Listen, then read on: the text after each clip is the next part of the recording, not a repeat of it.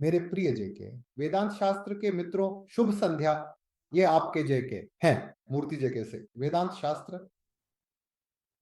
नमस्कार दोस्तों, आज मैं आपको रोगों के बारे में थोड़ी जानकारी देने जा रहा हूं। आरण कर्ज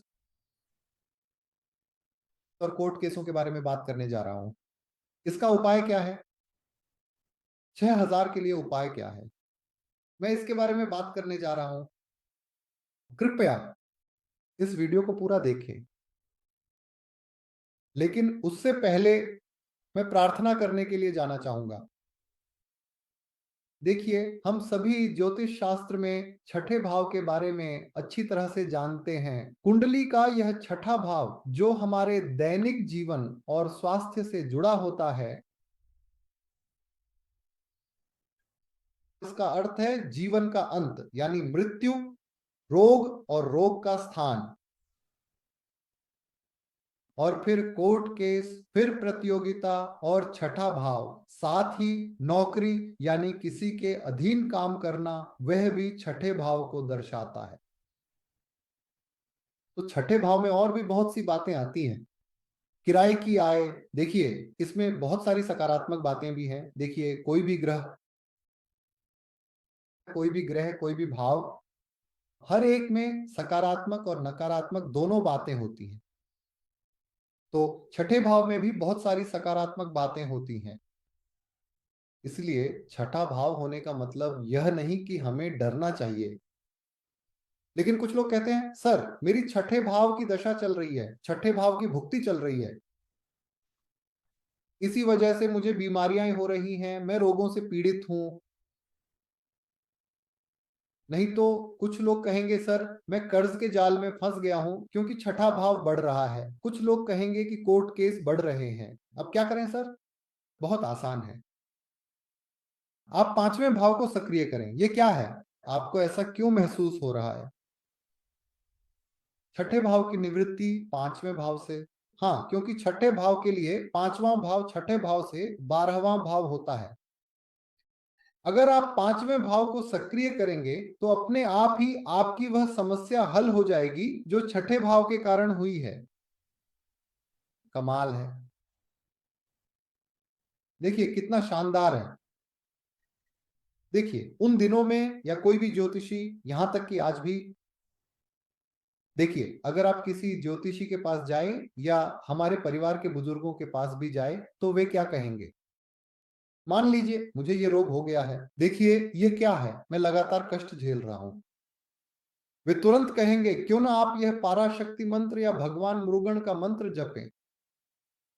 कोई ना कोई मंत्र वे कहेंगे, कोई शिव मंत्र, महाविष्णु मंत्र। अगर वे हिंदू नहीं हैं तो वे कहेंगे, कुरान में भी बहुत सारी आयतें या कुछ विशेष आयतें हैं जिन्हें वे आपको पढ़ने के लिए कहेंगे। ईसाई लोग, वे आपको बाइबल से कुछ पढ़ने के लिए कहेंगे। क्यों? पांचवा भाव एक मंत्र स्थान है, इसीलिए उन दिनों में या अब भी बड़े बुजुर्ग कहा करते थे, अरे तुम्हें कोई रोग हो गया है ना, बस ये मंत्र जप लो। इस मंदिर में जाओ और रोजाना ये मंत्र 21 बार या 27 बार जपो, वे ऐसा कहेंगे। क्योंकि पांचवा भाव मंत्र का स्थान है मंत्र जपने से। आप पांचवें भाव को सक्रिय कर रहे हैं, क्योंकि आप पांचवें भाव को सक्रिय कर रहे हैं। छठे भाव के लिए एक नया उपाय है। सर मुझ पर बहुत कर्ज है, क्या करना चाहिए? आप महालक्ष्मी मंत्र का जाप करें, पांचवा भाव फिर से आप उसे सक्रिय कर रहे हैं। अन्यथा कुलदेवता के पास जाएं, पांचवा भाव कुलदेवता का है, आपके पूर्वजों का स्थान है, वहां जाएं। देखिए बुद्धि भी पांचवा भाव है, अपनी बुद्धि का उपयोग करें और कुछ करें और मनोरंजन भी करें। देखिए, डॉक्टर कहते थे आपके शरीर में कुछ भी नहीं है, आपको आराम करने की जरूरत है, क्योंकि तनाव के कारण ही आपको ये सारी बीमारियां हो रही हैं, इसलिए आप आराम करें। वो किस तरह का आराम है? कुछ लोग जब संगीत सुनते हैं तो वही उनके लिए एक सच्चा आराम बन जाता है, क्योंकि उसमें न सिर्फ मनोरंजन है बल्कि मन को शांति भी मिलती है। डॉक्टर कहते हैं कि आप अपना तनाव कम करें, तो आपकी बीमारियां भी अपने आप चली जाएंगी। पांचवा भाव मनोरंजन है। आप खुद को मनोरंजन दें। इसका मतलब है कि आप पांचवें भाव को सक्रिय कर रहे हैं। ठीक है, आप खेल खेलते हैं, पांचवा भाव, तो क्योंकि मेरा मतलब है खेल खेलना भी उसी में आता है।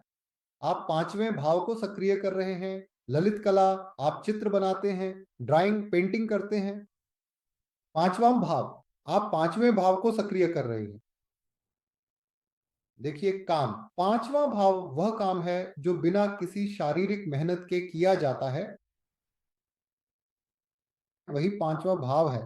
तो अगर आप ऐसा करते हैं तो अपने आप ही ये सारी समस्याएं दूर हो जाएंगी और आप एक स्वस्थ जीवन जिएंगे। देखिए, पांचवा भाव मस्ती पसंद है। आप जीवन का आनंद लेते हैं। इसका मतलब है कि आप पांचवें भाव को सक्रिय कर रहे हैं। अगर कोई व्यक्ति आराम कर रहा है और जीवन का आनंद ले रहा है, तो इसका मतलब है कि वह पांचवें भाव को सक्रिय कर रहा है। सिनेमा देखने जाना भी पांचवा भाव है, तो अपने आप ही आपका तनाव स्तर कम हो जाएगा। तो जैसा कि मैंने पहले भी विस्तार से बताया है, आप इन पवित्र मंत्रों का उपयोग अपनी पूरी बुद्धि और विवेक के साथ करें, क्योंकि ज्योतिष शास्त्र के अनुसार छठा भाव हमारी बुद्धि का ही स्थान है। और फिर आप दिव्य गीतों का गान करें, विभिन्न प्रकार के महत्वपूर्ण साहित्यिक कार्य करें, और इसके साथ ही साथ जरूरतमंद लोगों को वस्त्र, सात्विक भोजन और आवश्यक दवाइयों का दान भी श्रद्धा पूर्वक करें, क्योंकि छठा भाव पेट है। अपने खाने के बजाय आप किसी को भोजन, दवाइयां दान करें। अपने आप ही आप पांचवें भाव को सक्रिय कर रहे हैं। जरा यहां देखिए, इससे आप आसानी से छठे भाव की जटिलताओं से बच सकते हैं, अगर उसकी दशा या दुर्गति चल रही हो। देखिए, छठे भाव के कारण सर छठे स्वामी की दशा चल रही है, छठे स्वामी की दुर्गति चल रही है, वह छठे स्वामी की स्थिति अपने आप ही अच्छी नहीं है। आप पांचवें भाव को जागृत करें, उसके अनुसार कार्य करें, अपने आप आपकी समस्याएं हल हो जाएंगी। इसी के साथ मैं इस वीडियो को समाप्त करता हूं। धन्यवाद, आपका बहुत बहुत धन्यवाद। कृपया ज्ञान को साझा करें, क्योंकि ज्ञान साझा करने के लिए है। मैं आपसे जिस तरह ज्ञान साझा कर रहा हूं, उसी तरह आप भी साझा करें। धन्यवाद, धन्यवाद।